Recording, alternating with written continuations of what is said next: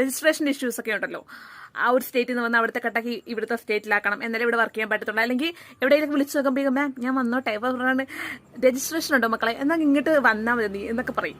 അപ്പോൾ വീട്ടുകാരൊക്കെ എനിക്ക് എത്രയും പെടുത്ത് ചവിട്ടി പുറത്താക്കാൻ വേണ്ടി കാത്തിരിക്കുന്ന എൻ്റെ വീട്ടുകാർ, പ്രിയപ്പെട്ട വീട്ടുകാർ. അപ്പോൾ ഞാൻ അതല്ല ഞാൻ പറഞ്ഞത്. അപ്പോൾ എല്ലാവരും എനിക്ക് ചോദിക്കുന്ന കാര്യം നിനക്ക് പുറത്ത് പോയി വർക്ക് ചെയ്യൂടെ. പുറത്ത് പോകുമ്പോഴേക്കും മെയിനായിട്ട് വരുന്ന ഒരു കാര്യമാണ് ഞാൻ നിങ്ങൾക്ക് പറയാൻ പോകുന്നത്. ഒന്നാമത്തെ കാര്യം, നമ്മൾ ഒരു 8 മണിക്ക് ഡ്യൂട്ടി തുടങ്ങുവാണെങ്കിൽ 7:45 ആകുമ്പോൾ നമ്മളവിടെ റിപ്പോർട്ട് ചെയ്യണം. നമ്മുടെ എല്ലാ നഴ്സുമാരും റിപ്പോർട്ട് ചെയ്യണം. അപ്പോൾ അവിടുന്ന് എല്ലാ കാര്യങ്ങളും കരിക്കുലവും അതിൻ്റെ കാര്യങ്ങളും അല്ലെങ്കിൽ ഇന്നലത്തെ കാര്യം ഷിഫ്റ്റ് ആയതോ അതും ഇതൊക്കെ എല്ലാം പറഞ്ഞു തരും.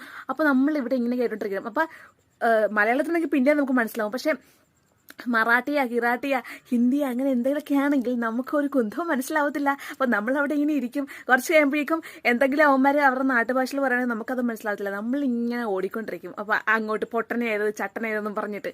അപ്പോഴേക്കും ഇപ്പം നമുക്കൊരു പേഷ്യൻസ് കിട്ടിയെങ്കിൽ പേഷ്യൻസ് പറയുന്നത് മനസ്സിലാവത്തില്ല, ഡോക്ടർ പറയുന്നത് മനസ്സിലാവത്തില്ല. ഇവിടെ ഡോക്ടർ നമ്മുടെ പറയും നീ എന്ത് കുന്തത്തിനാണ് ഇവിടെ കയറി വന്നതെന്ന് ചോദിക്കുന്നൊരവസ്ഥയുണ്ടല്ലോ, അത് വല്ലാത്തൊരവസ്ഥയാണ്. അപ്പോൾ തുടക്കക്കാർക്ക് ഇപ്പം നഴ്സിംഗ് പഠിക്കാൻ ആഗ്രഹിക്കുന്നവർക്ക് എപ്പോഴും നല്ലത് നമ്മുടെ നാട്ടിൽ നിൽക്കുന്നതാണ്. നാട്ടിൽ നിന്നിട്ട് കാര്യം എന്താണെന്ന് പഠിച്ചിട്ട് അല്ലെങ്കിൽ എല്ലാ കാര്യങ്ങളും പഠിച്ചിട്ട് നമ്മൾ പുറത്തോട്ട് പോകണമെങ്കിൽ നമുക്കൊരു നാക്ക് ഉണ്ടാവും. അല്ലെങ്കിൽ ഒരു ഫ്രഷേഴ്സ് എന്ന് പറഞ്ഞ സാധനത്തിന് ഭാഷ അറിയത്തില്ല. ഒന്നാമത് നേഴ്സിംഗ് തന്നെ എങ്ങനെയെങ്കിലും പാസ്സായ കൊച്ചുങ്ങൾക്ക് ഭാഷയും പഠിക്കണം, നേഴ്സിംഗും പഠിക്കണം, എല്ലാം കൂടി പറ്റത്തില്ല. ഏതെങ്കിലും ഒന്ന് പഠിച്ചാൽ പറ്റുന്ന ഒരു ആവറേജ് ഗേളിന് ഇതൊക്കെ സ്വപ്നം കാണാവുന്നതിൽ കൂടുതലാണ് ഗൈസ്. അതുകൊണ്ട് തന്നെ തുടക്കക്കാർക്ക് നിങ്ങൾ നഴ്സിംഗിൽ ഫോക്കസ് ചെയ്യൂ. അപ്പോൾ നാട്ടിൽ നിന്നാലും ഭാഷ അറിയാമെങ്കിൽ തട്ടിയും മുട്ടിയിട്ട് പഠിച്ചെങ്കിലും എടുക്കാം. അല്ലെങ്കിൽ ചട്ടനേത് പൊട്ടനേതെന്ന അവസ്ഥയായി പോകും ഗൈസ്. അട്ടപ്പളകി പോകും. ഞാൻ ഉള്ള കാര്യം ഞാൻ പറഞ്ഞേക്കാം, വെറുതെ എന്തിനാണ്.